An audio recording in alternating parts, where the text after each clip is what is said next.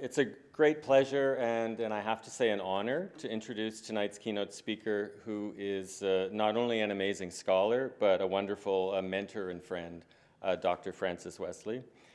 Dr. Westley received her PhD in sociology from McGill in 1978, after which she was a professor of strategy and organization here at McGill in the Desautels Faculty of Management, serving many years. And she was also part of the interdisciplinary and visionary group of McGill scholars from multiple faculties who conceived and launched the McGill School of Environment. Dr. Westley currently holds the JW McConnell Chair in Social Innovation at the University of Waterloo, and she is also director for the Waterloo Institute on Social Innovation and Resilience. She serves on numerous advisory boards, including the Resilience Alliance Board of Science, World Conservation Union Conservation Breeding Specialist Group, the Stockholm Resilience Center, the Saras Institute, and Evergreen Canada. She's on the editorial board of several journals, including the Journal of Applied Behavioral Science and Ecology and Society. And she's also the recipient of several awards, including the Ulysses S. Seal Award for Innovation in Conservation and the Corporate Knights Award.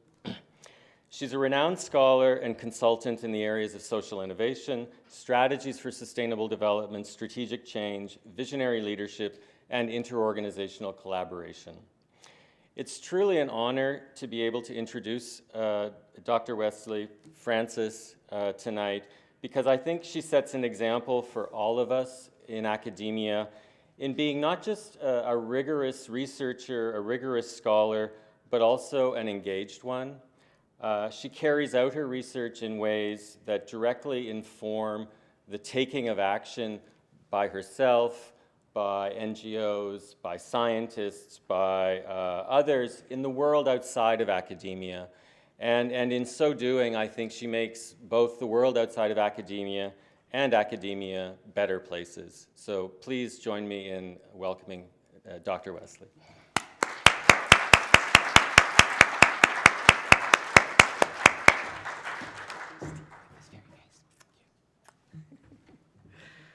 Oh, well, good evening. So I'm delighted to be back here in what's really my hometown and see so many new and familiar faces here tonight. And thanks for coming out on this rainy evening, kind of evening where you really want to just go home and snuggle down on the couch.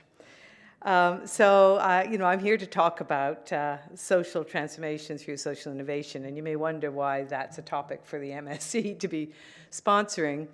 I would say it's because we share an approach to contemporary social problems, which is a complexity approach and a resilience approach. And of course, some of the biggest problems confronting us now are ecological. And I did spend considerable time, that's how Steve and I met and began working together, looking at that particular interface. It's something that's preoccupied me for quite a long time. And I must say that in the last few months, it seems increasingly pressing.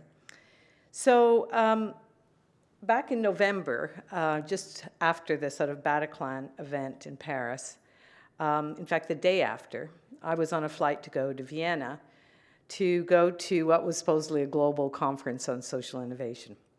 It's become quite a hot topic now. It's, it's something which, particularly in Europe, is being broadly funded by the EU to the tune of many, many millions of euros. And so you have a lot of academics, a lot of NGOs, a lot of municipal and even country governments that are investing in it in Europe. So there I was, flying in, and the mood was very somber, needless to say. I mean, you go through the airports, and it's November, and it's dark, and they're full of soldiers with machine guns, and everybody was, in fact, feeling pretty low, despite the fact that we were supposedly going to this event that was about social innovation.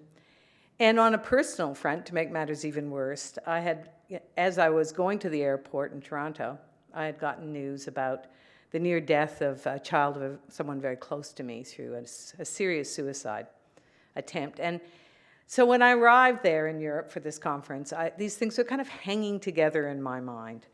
I kept thinking, of course it's coincidental, this Bataclan, this near suicide experience.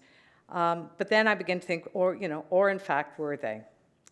You know, one of the things about the work that I've been doing, and many in the MSc are doing as well, is it draws heavily on this sort of burgeoning area of complexity science. Complexity science, it's a theoretical approach, but it's also quite interdisciplinary. And it takes an approach which looks at how many of our systems are deeply interdependent, how they're becoming more and more, our cultures and economies, interdependent, and how it's very difficult to disentangle these threads which have influence on each other. So things that seem to happen very close to home are being actually driven by events far away, sometimes in time, very often in space, and things that, you know, we in a sense don't see coming. So, for example, you know, the one that everybody's using, and I'm sure many of you saw The Big Short this year as it was listed for an Academy. The financial crash in 2008, one of the amazing things about, you know, attending to that, when besides losing all your money, was the fact that no one understood it. Even the people who were supposed to understand it didn't understand it at the time. You saw that reflected in the movie as well. And it seemed to have, as people began to unpack it over time, and obviously there's been a lot of work on it since, you know, there was this notion that these were these very hierarchical networks of independence where it's almost like a ball of wool or a sweater where you pull a string and the whole thing starts to cascade in a whole series of breakdowns. There's a lot of herding behavior that nobody really could have predicted, and sort of collective opinion formation and reformation, and that there was a lot of feedback which seemed to amplify small events. Now, these are all characteristics of highly complex systems. And if as the complexity theorists argue, you know, the world is getting more complex, it has implications for all of us. Part of those implications are that events seem to happen unpredictably. I'm looking at something like Arab Spring. You can say these, and they would argue that this is the result of what they call slow variables, variables that work in the background that we don't necessarily see, like, you know, the mortgage crisis in the US, and then it's suddenly some small perturbation will create this kind of cascade. But the fact is, from an experiential level, these are surprises to us. They come as sort of shocks. Where's that coming from? What does it mean? And there is an argument that seems to be borne out, in fact, that this is going to happen in more and more cases. So from the point of view of ecological perspectives, and this is the Planetary Boundaries work, which comes out of Stockholm Resilience Center, the argument is that these slow pressures have been accumulating on the globe for a long time. And at this point, we're pushing a number of our key systems out of what is a sustainable range, including the nitrogen cycle, biodiversity, ozone levels. And this model doesn't even take account of the fact that there are feedbacks between those subsystems. So the ozone contributes to global warming, which contributes to more rapid biodiversity loss. And in a picture like this, those interactions are somewhat imperceptible. But the fact is that they're happening, and I think is part of what makes us feel, you know, anxious, that makes us feel that what is coming next. Moreover, it would appear that these effects and these changes, particularly the environmental changes, are having the most impact in the developing world, on the most vulnerable. And so while we here in the West, or the developed world, experience these as kind of conceptual threats, that as we look at it, we study it, we read about it, we think, wow, you know, that's scary. That's likely to happen. What should I do? There are many people, of course, who don't see this as a threat. It's a reality from which they're trying to escape. So, of course, the complexity theorists have been working to try to understand this impact between these global dynamics and local realities. And there's been you know, many pieces done, some of it led by a colleague of mine at University of Waterloo, Tad Homer-Dixon, that talk about the fact that things like the global financial crisis, the global food crisis, and global warming are all interacting. They're feeding into each other and increasing it, and they result in, moving down to a local level, this erosion of environmental services. Now, Tad's work, and previously, it was quite seminal work, had a big influence, particularly in the US, was that he documented in turn the relationship between this local erosion of environmental services and violent conflict. So his argument was that when that begins to happen, of course, you get an uprising, kinds of unrest that can occur at very local levels, that can burst out in kind of unexpected ways. And his insights that were really 20 years ago, I think still hold very true today. When you think about that, you can think, well, it's unlikely that those terrorists who blew up the Bataclan would put their rage down to environmental degradation in their home countries. It was clearly a rage of the have-nots against the haves. I mean, I think that's been the general analysis of what happened and why it happened. And so, in a sense, it's a manifestation of potentially a slow variable that's maybe justified in other kinds of terms, but suggests an erosion of simply the capacity to live and to live well. So it's what I think maybe when we see the refugee crisis, which again at the moment I'm on a sabbatical and I'm at Stockholm, the Stockholm Resilience Center, and the effect of the refugee crisis is really palpable in Europe. I mean, it's on everybody's mind. It's there. It's very present. Years ago, again, about 20 years ago, I think in the 90s, Ivan Head wrote a book, a Canadian political scientist, wrote a book called On the Hinge of History. And he used this phrase, the hurricane of the poor at the gates of the rich. And you see pictures like this of the Syrian refugees, trying to get in across the borders. You think, there it is. It's here. And so the kind of environmental violence, which I think Homer Dixon was talking about at fairly local, specific levels, is now starting to flood other places. But it's actually even more than that. I mean, there is some evidence that the particular destruction of environmental services and the result of the depletion of livelihood and health that a result of that also have a clear impact and a distinctive impact on psychological health in terms of inducing a form of chronic depression or hopelessness. So I'm thinking way back as early as 1995, Kai Erikson, who was really probably the leading researcher we have on community disasters, came out with a book called A New Species of Trouble, where he raised an alarm about the fact that he saw a new pattern in community disasters. If any of you were here during the Montreal ice storm, I was certainly here, the behavior that was manifest was very like what he saw in most communities. You have a crisis of some kind, a flood, a storm, a hurricane, and people come together. They help each other out. They remember it as a moment of intensive community that actually, despite the hardships, made you feel good about your fellow man. But he was saying he was seeing a new pattern in community disasters, particularly those that were a result of environmental contamination. 3 Mile Island, the mercury poisoning at Grassy Narrows, et cetera, where instead of having that kind of response, it seemed that over time, people got increasingly isolated and increasingly hopeless. They weren't able to come together to solve the problem. He gave a pretty long analysis of that. But he said this was despair and a pattern of behavior he'd only seen in displaced person camps or among the homeless. So a funny erosion of the social fabric, which seemed directly linked to this erosion of the environmental fabric. So when you begin to think about this kind of complex intertwining, and I began to think about it when I was there in Paris, you think, well, despite the horrible violence of the attacks in the Bataclan, we have to note that there were also a number of young people who blew themselves up in that attack.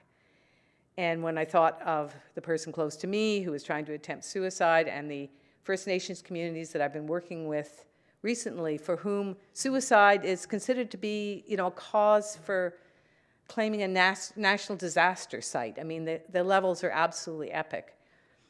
And of course, you can approach these things on an individual level. But what complexity science urges us to do is to look at them at a cross-scale level. To say that, these things that touch us very personally and right where we live are also being driven by much broader dynamics that, in fact, maybe are outside of our control. So that's the bad news. Complexity science says the world is fractal. at every scale.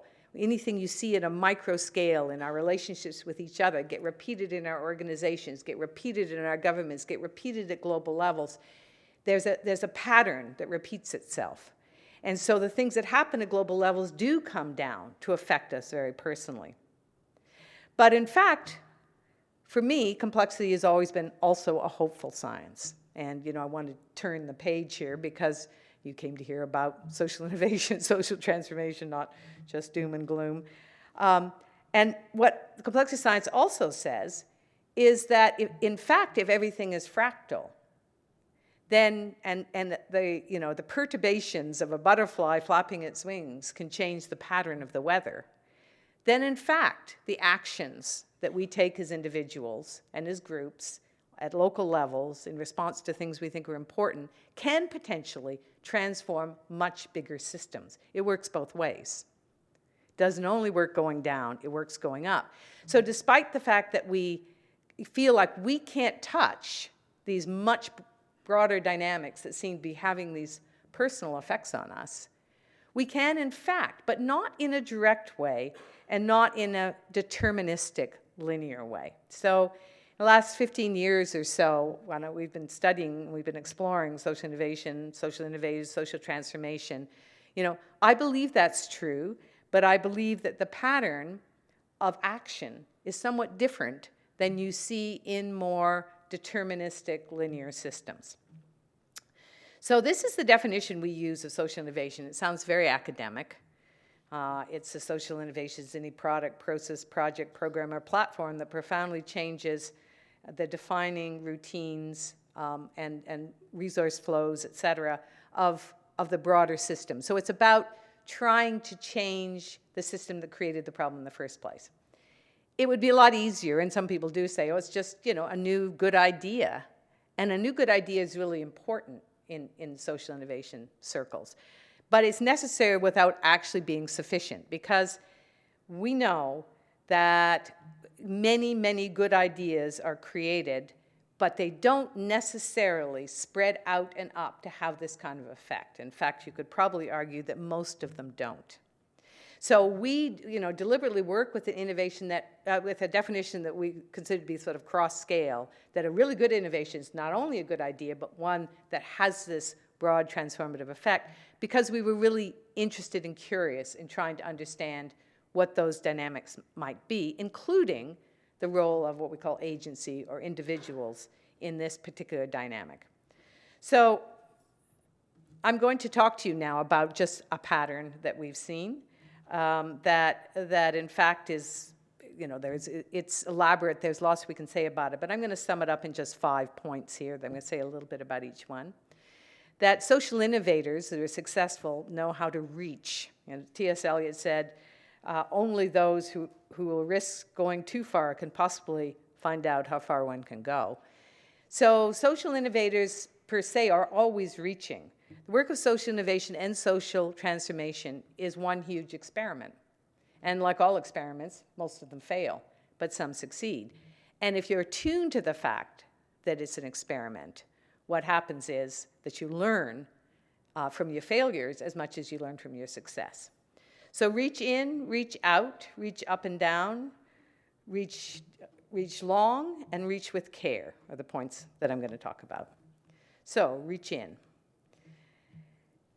There's a notion that we found very useful when we were first approaching social innovation, which is a notion of calling. And the idea of a calling is that there is a way in which we all have unique gifts, unique values, unique experience, and at times there are certain kinds of moments when we see things in the world outside of us that kind of call to us. And there are problems, they can be dramatic, it can be a sudden crisis that we're responding to, it can be much longer, it can be a vocation that we choose to go into for all of our lives because that's what calls to us. But it's a deeply emotional thing, and it's experienced as an emotion. So two of the people, when I was first starting to study this, two quite different people came to my attention. One was Bob Geldof, who was a musician, and lead singer of a group called the Boomtown Rats, who's long been forgotten.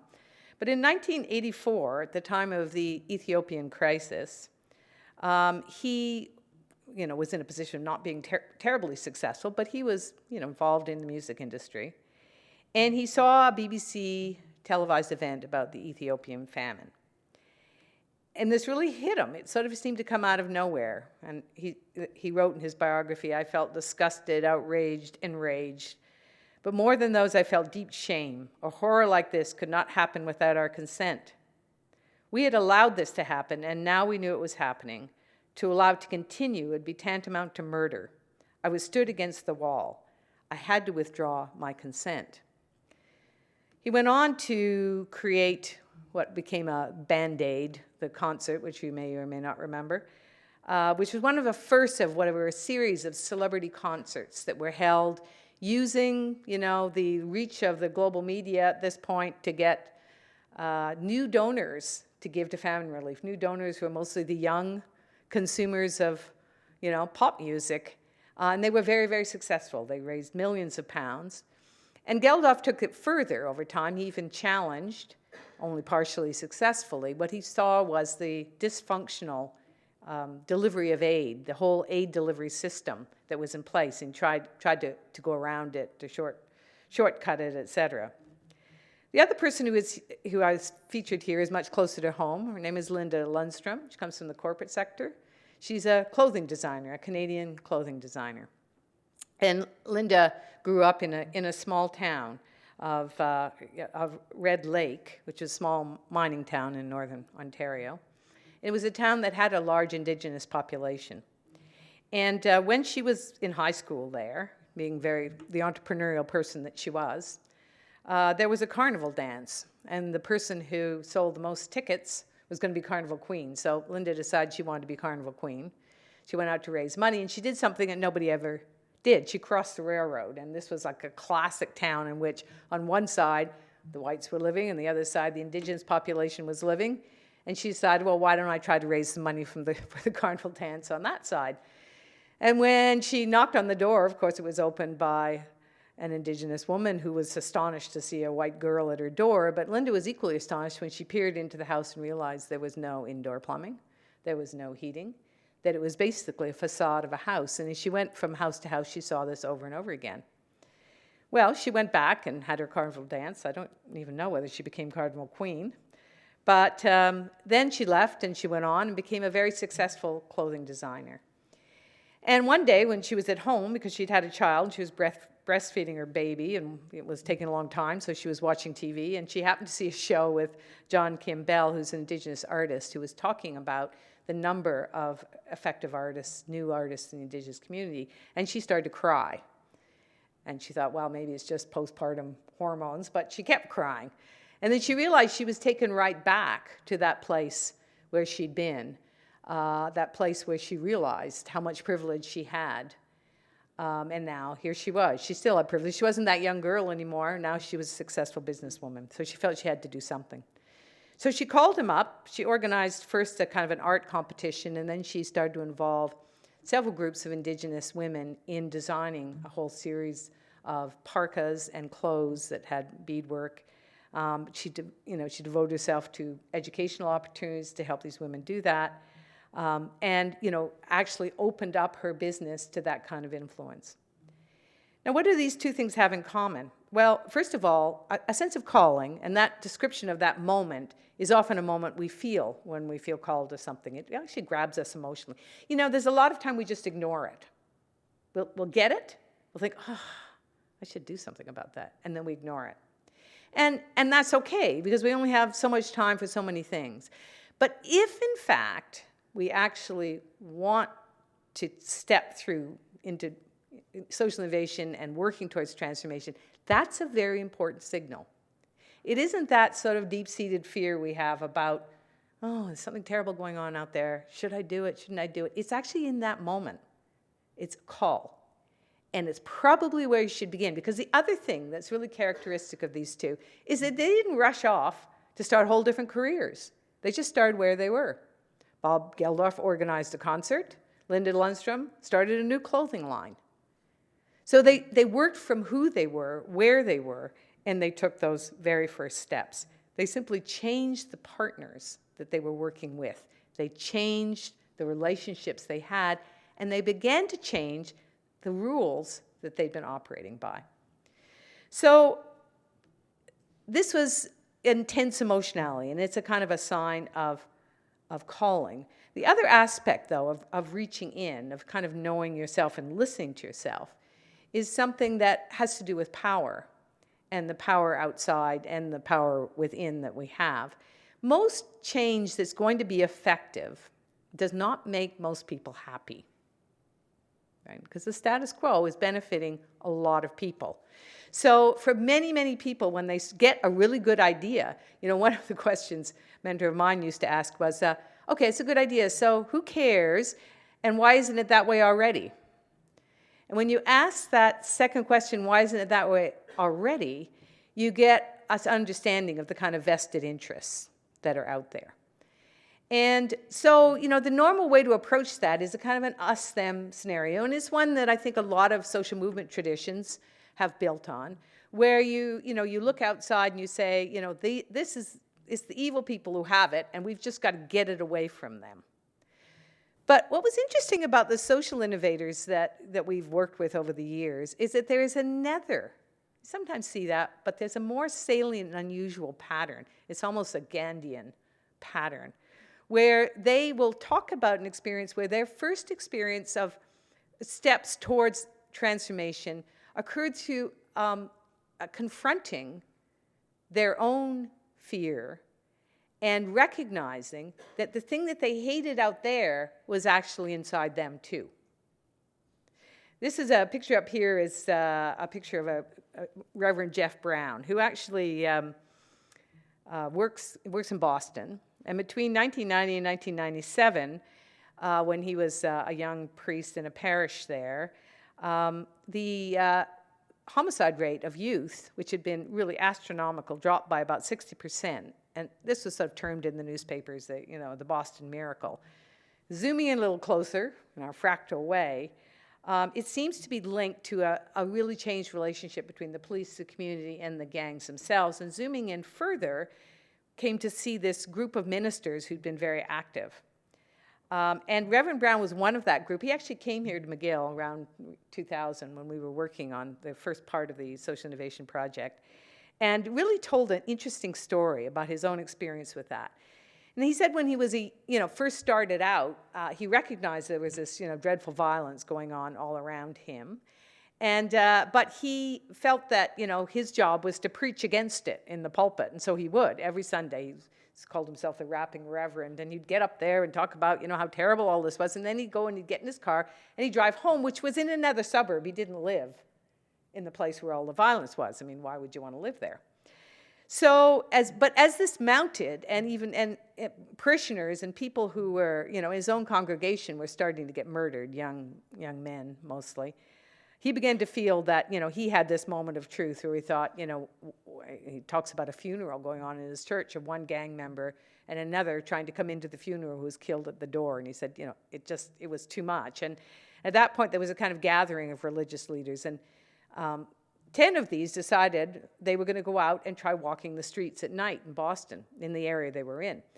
And there was nobody else on the street but the ministers and the gangs, because everybody else, sensibly enough, was in their homes. So, at first it was just nothing but being scared. They would walk out and they would see the gangs standing there, and then the gangs would look at them, they'd look at the gangs. There was no real conversation. But gradually it began to soften. And one of the things he said is he began to realize the dynamic of the gang, which really was like a family. And most of these kids came from very fractured homes. They didn't have families. And they took care of each other in that kind of way. And he began to think, well, it's not that different from me. Maybe I'd kill somebody if I thought they were going to threaten my family. He began to think that. And then there was a kind of a pivotal night when it wasn't him, but one of the other ministers, Ray Hammond, was approached by one of these gang members. And the other ministers stood around feeling a little anxious. Was something going to happen? But this young man actually said to this minister, after some conversation, I feel like I've lost my soul. Can you help me find it?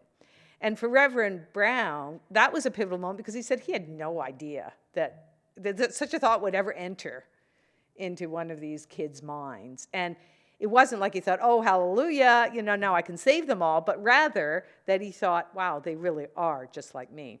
And it wasn't until he could see the gang member in him and himself in the gang member that he began to say, we just have to change these perceptions. And the rest was history, so to speak. The shift took a long time, but it began to happen, and it happened very effectively.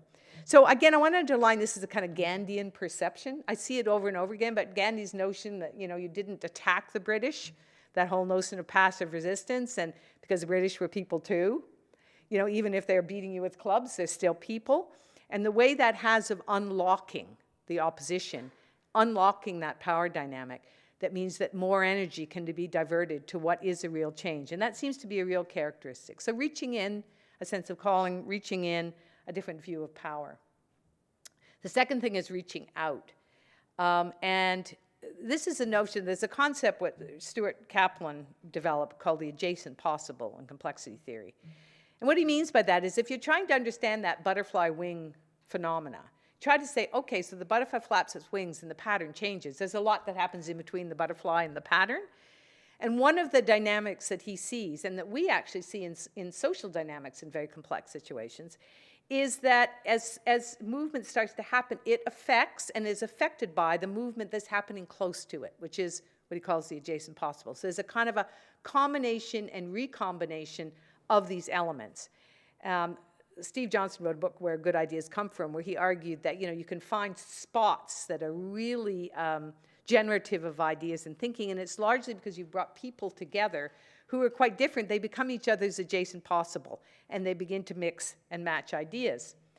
This is a social entrepreneur, Roy Bunker, social innovator, who's widely cited. He created something in India called Barefoot College. There's a wonderful TED talk about him if you want to see more details about this. But one of the fascinating things, if you choose to watch it, Roy Bunker, Barefoot College, is that, when you look at it, you ask the question, what's the innovation here? What is the innovation? Because there's so many elements of it. It's not just one thing. It's not just a program or just a process. It's a whole number of things contributing to each other. This case, there's a whole challenge to the normal educational ideas of credentialing. There's the idea of engaging grandmothers and solar technology and traditional knowledge and very old Gandhian approaches. And he's brought this together in this kind of bricolage because those things just seem to work together because they presented themselves to him in this emergent kind of way. Now, that's good because it provides the pieces that we need to kind of build something that's really new, because that's all really innovation is. It's a recombination of elements that haven't been together before. But it does present one of the really great challenges to social innovation, which is that if it's going to go beyond the initial idea, if it's going to spread out and have the kind of impact that we would like to see in terms of transformation, it actually has to partner and have trade-offs with other systems and other kinds of organizations. And so, in fact, there's a danger in that. A lot of the failure of innovation occurs at that point because it's a kind of co-optation. Systems have an enormous appetite or ability to snap back, as Brenda Zimmerman, my colleague, used to say. It snaps back, it suppresses the innovation. And the mechanism through which that happens is through these new kinds of partnerships. On the other hand, if you don't enter into partnerships because you want to just keep what it is so pure, it's very rarely gets any momentum or clout. So it remains a problem. One of the things that we've been working at Waterloo recently has been a series of historical studies to try to look at innovations that actually have succeeded and work backwards, because sometimes it's hard to tell right now, is this one that's going to work or is it not going to work? This is one of the cases, which is the national park system in the U.S., which in fact has been started years and years ago in the 1800s. The first one was a protected area, and then in 1864, which was in Yosemite. The first national park was in 1872, but now there's over 100 of these kinds of protected areas and national parks, and more than 2.5 million square kilometers of protected area. And it's been enshrined in the US Constitution, et cetera. But if you look at it historically, one of the things that you see is this very odd partnering that happened at times, because it went over this long stretch of time, 150 years, and so they had different people involved in trying to forward it, and it took on different flavors. But when they would reach an obstacle, they would partner, whoever was trying to push the movement forward. So there was a burgeoning field of conservation biology, all the explorations out west. They said, oh, parks would be a great place to do that. There was the railway that was opening up the West. Well, okay, there's going to be tourism.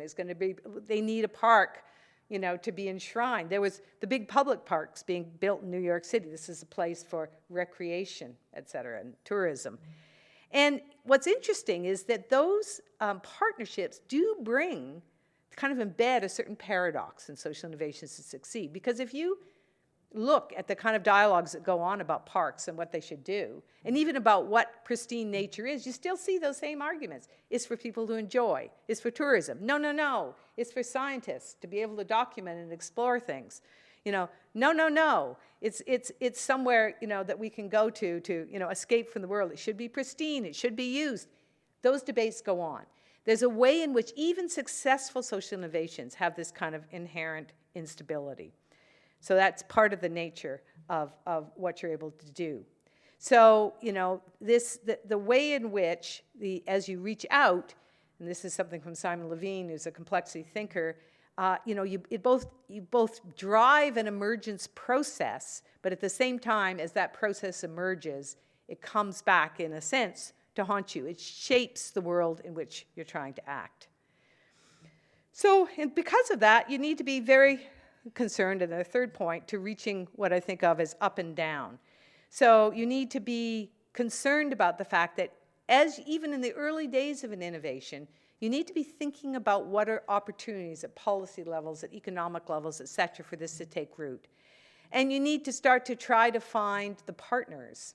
So if you're a social entrepreneur who has a good idea, you need to be thinking about who up there as a policy entrepreneur or cultural entrepreneur can actually help you realize that idea. If you're one of the people who works in government or just works between organizations, you need to be looking for the people who have the ideas. These networks become absolutely crucial in order to create the kind of change. And this is one of the heuristics we use to think about that.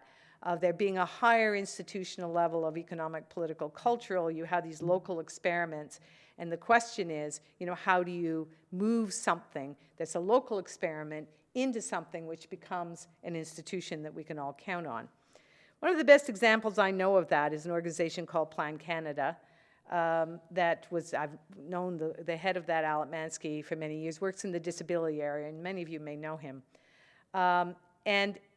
He actually has been working over all these years to try to change the view of what disability is. And over those years, he started it in a basement because of his own daughter who had Down syndrome, and he worked with neighborhood and neighbors, and then that evolved into saying, well, it's not just that we want them to be safe and secure. They developed a whole mechanism for doing that.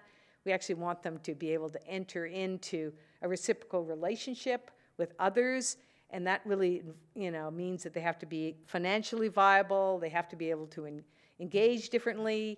He then sort of jumped to a much higher level, started working with BC law firm around an innovation challenge. He started working with a lot of the sort of cultural elites of Canada to try to, like John Ralston Saul, to try to get them to think about what's the meaning of disability, and he tracked the work that they did. And he continues to work at these multiple scales.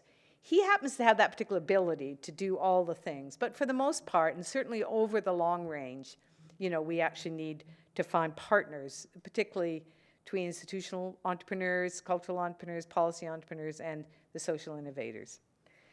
So the fourth point then is reaching long. One of our other historical studies that I found really particularly fascinating was the issue of the legalization of contraception, which really started way, way around the 1700s. But what's most interesting about this, again, was the partners which were needed between now and 1965.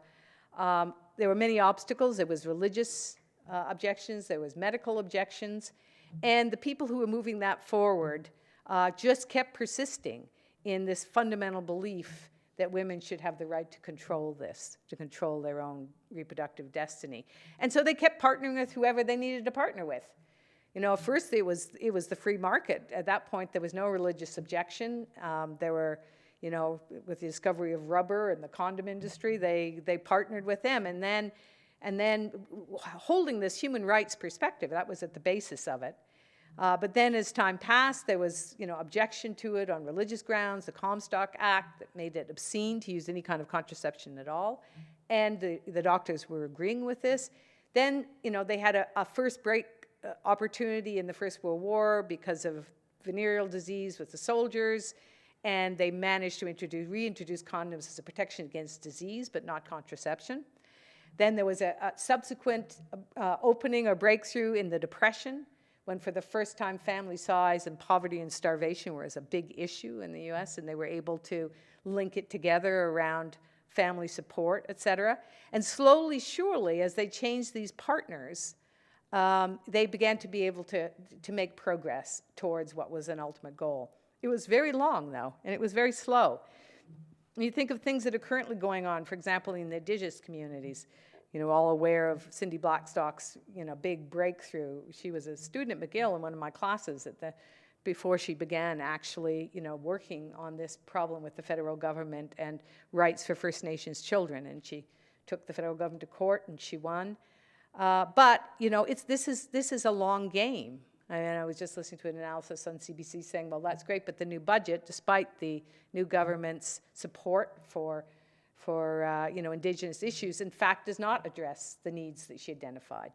And while she's, you know, kicking that particular door open very effectively, she's already spent years at doing this. This is not going to be solved, you know, in the next few years. It's a long game, and it can be extremely exhausting. You can feel like, as Tim Broadhead often says, it's just not a fixed address. You never really seem to get there, because you can hold tight to your vision, but you know, as the landscape changes, as it shifts, new obstacles come up, and you need to keep going. You need to be able to pass the baton to others. You need to be able not to be a perfectionist. So that brings me to my last point, which is reach with care. And here is a picture of Ulysses Seal, the award that I won. I worked with him and the IUCN group around endangered species for many years. And you know, he had an extraordinary network. He was a very sort of charismatic leader himself. And he had this capacity to bring people together around this endangered species issues. And, you know, there are a number of species that he is, at least temporarily, his group, he's deceased now, has at least temporarily brought back from the brink of extinction. At one point when I was working with this group, I thought, well, why do these people keep doing it? You know, because I'd gotten to know a lot of them, conservation biologists, and I thought they do this off the side of their desks. They have regular jobs, and they work these long hours trying to, you know, to get policy change and to get, you know, the science better to save this particular species that they happen to love. So I knew them all quite well at this point, and I remember just sending them an email saying, could you just write me up a paragraph about why do you do this? And I was astonished by the response. What astonished me was that most of them were not convinced that they would succeed. He said, how do you ever say that you've saved a species? Most people could care less about this species or that species. You know, they won't even pick up a piece of paper. Why are they going to, you know, save a species? So you say, so why are you doing it? And you say, because that's what I can do.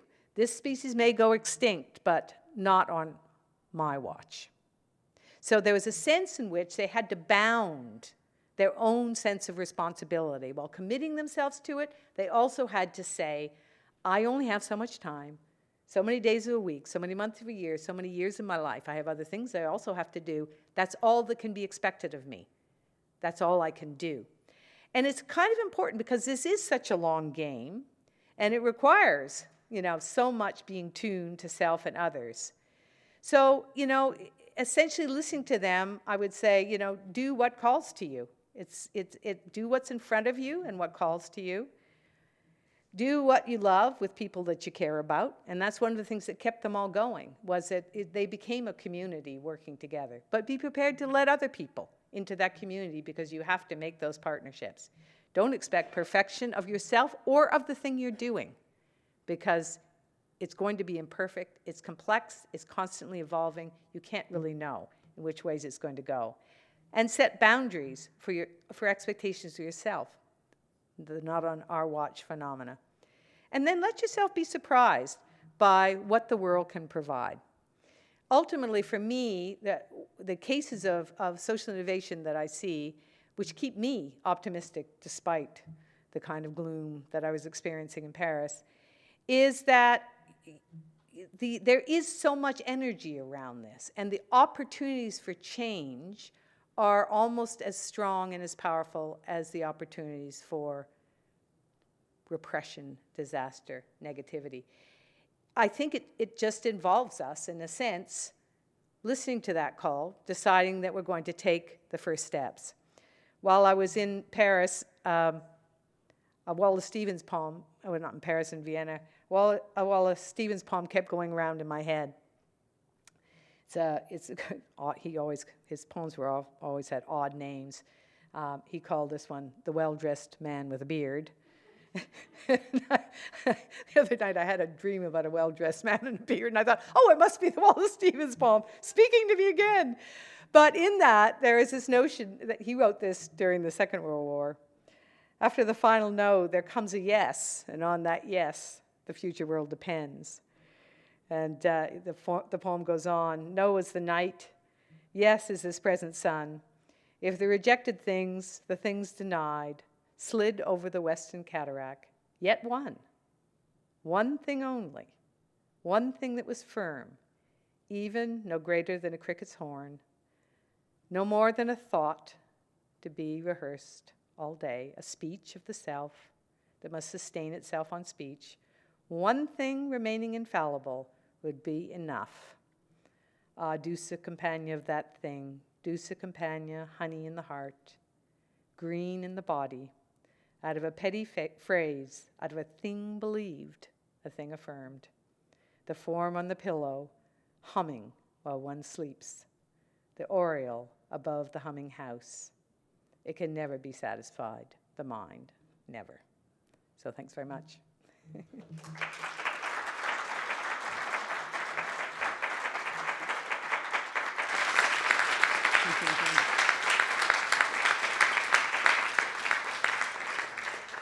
So I'd be happy to take questions.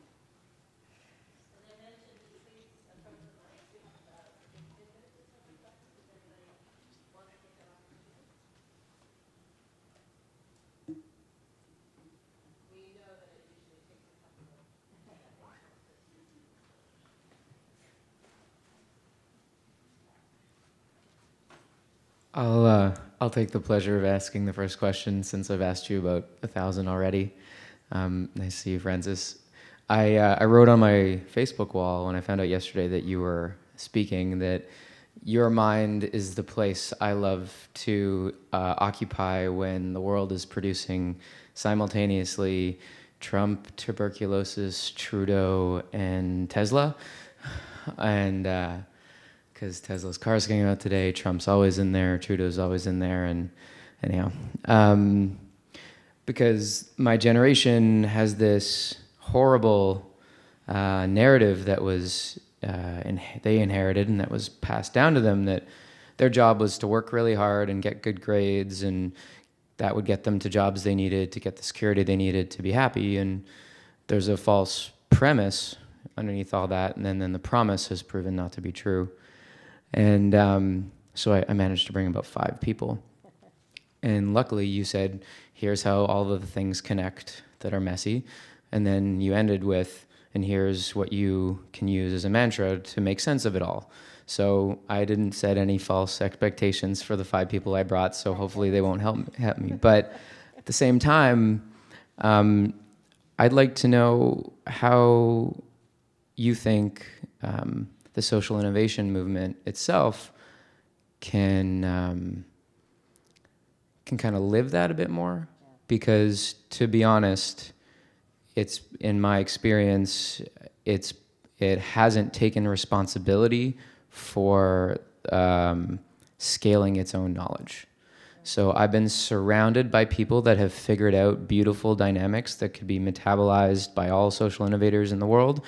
But the language we use and the chairs we sit in and the tools we deploy are fundamentally unscalable. And I have brought up a number of times that the world of advertising, the world of culture, the world of art is way better at those things, and yet they're not at the table and whatnot. So can you reflect a bit on that, on how our own movement might be able to see an adjacent possible from these cultural creators, these people that are really good at the scale side? Well, you probably know the answer because we have had so many conversations, but I'll say it again. It's not just the answer, but it's one speculation. Now, we have a colleague at Waterloo, whose name is Steve Quilley, who introduced me to a very interesting fact, which was the father of modern marketing was actually Sigmund Freud's nephew. He's the first person who introduced marketing in the U.S., and he had come over to the U.S. to become a businessman, and he got quite wealthy, and Sigmund Freud was running into hard financial times, and so he wrote to his nephew and said, "Could you lend me some money?" And the nephew lent him the money, and so in thanks, Sigmund Freud sent him a set of his collected works. So the nephew actually read the collected works and discovered the unconscious. He said, "Aha, this is the best marketing tool that we have." So he thought, how can we speak directly to the unconscious, bypassing the conscious mind? And I think the marketing world's gotten to be quite good at that. And when you couple that with another psychoanalytic thinker, Ernst Becker, who's behind a whole theory called terror management, he argues that human beings are the one species who are really aware of their own death, and it scares them silly. And religion used to take care of this rather well, give us all kinds of hopes of a life after death or some kind of explanation of the meaning of our lives. But without that, what do? And he argues that we get involved in immortality projects. And the immortality projects, controlled and directed by the marketers, tend to be things. So we build new houses, we redecorate our houses, we buy new cars, we do all the things that are somewhat harmful to our environment because they make us feel like we're immortal and we're above it all.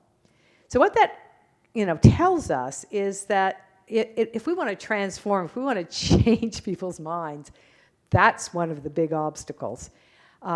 Is there a way in which we can also tap into those elements? Now, that's kind of an anathema to most people. It's like, what? Marketing? What? Tap into that thing that's driving out of control consumerism?